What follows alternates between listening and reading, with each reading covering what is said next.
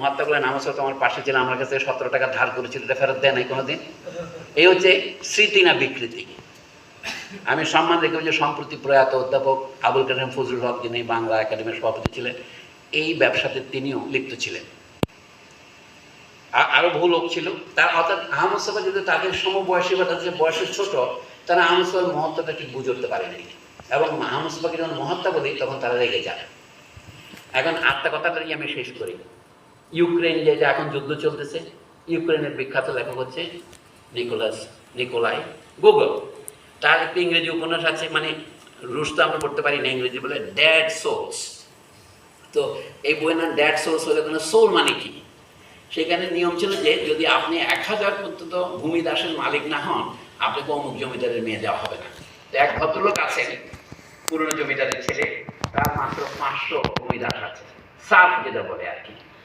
এখন 1000 না হলে তাকে যে বাড়ির মেয়ে এসে বিয়ে করতে, সে বেড়ে দেবে না। তখন সেই জমিদার মেয়ে বিয়ে করতে হলে তার আরো 500 ভূমিদাসের মালিক হওয়া দরকার। এখন তার তত টাকাও নাই, কি করবে? তখন খবর হলো ওখানে 10 বছর পর পর তখন আদমশুমারি হতো। এটা 1850 দশকের বই।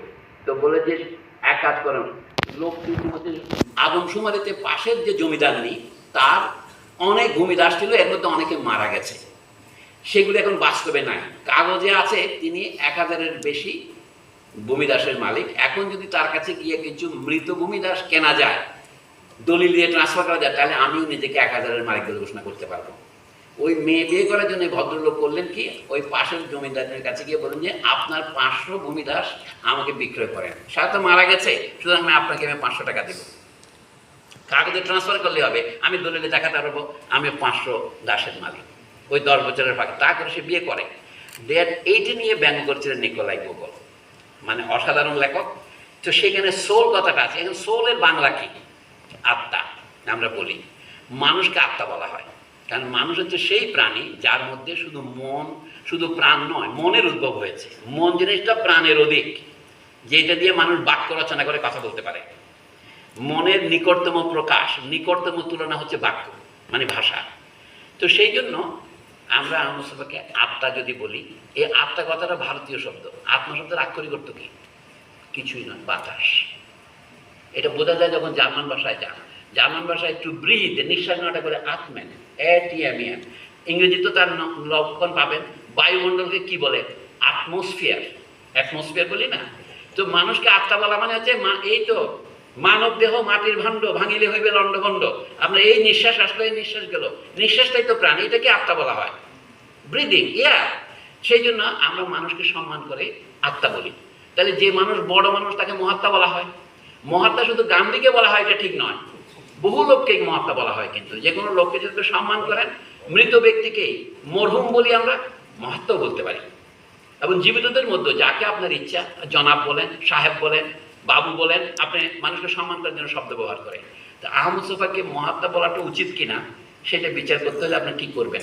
মহিউদ্দিন আমাদের স্মৃতিকথা পড়া নয়, আহমদ সাফার রচনাবলী পড়তে হবে আমাদের। এবং যারা রচনাবলী পড়ছেন তাদেরকে বলে যে এইরকম একজন মানুষ আমাদের দেশে জন্মেছিলেন, এই সুন্দর জিনিস অর্ডার দিয়ে জন্মানো যাবে না। নুরুল আনোয়ার আরো একটা কথা সঠিকভাবে বলতে মানে ব্যর্থ হয়েছে। আহমদ সাফা বাংলা একাডেমিতে একটা বৃত্তি পেয়েছিলেন, এটা দিয়ে আমি শেষ করি। সেইটা বৃত্তি পেয়েছিলেন কখন? 1970 সনে। 71-এর গোড়ায় আহমদ সাফা যখন এমএ পরীক্ষা দিয়েছেন রাষ্ট্রবিজ্ঞানে, তার যেমন ছাত্র জীবনের বহু কাহিনী আছে।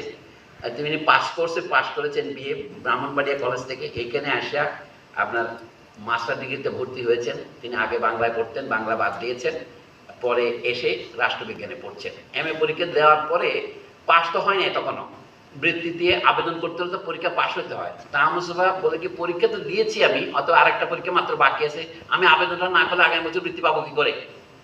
তখন মুনির চৌধুরী বিরোধিতা করেছিলেন তার। শেষ পর্যন্ত এনামুল হকের সমর্থনে, ডক্টর মোহাম্মদ এনামুল হক এর সমর্থনে আহমদ সাফা সে বৃত্তিটা পান। আমি লম্বা গল্প ছোট করে বলছি। তখন তো মুক্তিযুদ্ধ শুরু হয়ে গেছে, তিনি চলে গেলেন। তো মুক্তিযুদ্ধের পরে এসেও তো তার বৃত্তিটা রয়েছে। এবং মুক্তিযুদ্ধের সময় তিনি যে চলে গেলেন, তখন তার একটি লেখা Literary ideals of Bengal Bangla একাডেমির জার্নালে বেরিয়েছিল, সম্পাদক কবির চৌধুরী। এটা ইতিহাসের খাতিরে বলা দরকার, এটা গীবত নয়। কবির চৌধুরীরা 9 মাসে চাকরি করেছেন। পাকিস্তানি অকুপেশন আর্মির সময়। সেই জন্য তো মানে জুলাই মাসে যে পত্রিকা বেরিয়েছে বাংলা একাডেমির জার্নাল জুলাই 1971, সেখানে আহমদ সাহেবের লেখা ছাপা আছে। মনে হইতে পারে আহমদ সাহেব কোলাবোরেটর। লেখা তো তিনি আগে দিয়ে দিয়েছেন মৃত্যুর জন্য মাসের আগে।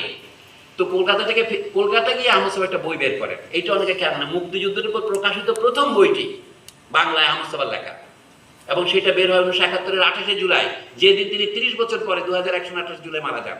সে বইয়ের নাম জাগ্রত বাংলাদেশ। কলকাতা থেকে যেটি করছেন তিনি, বাংলাদেশ ইন চেঞ্জ বলে একটা ইংরেজি বই বের হয়, গাজীউল হক সাহেবের লেখা, আর আহমদ সাহেবটা হলো প্রথম বাংলা বই।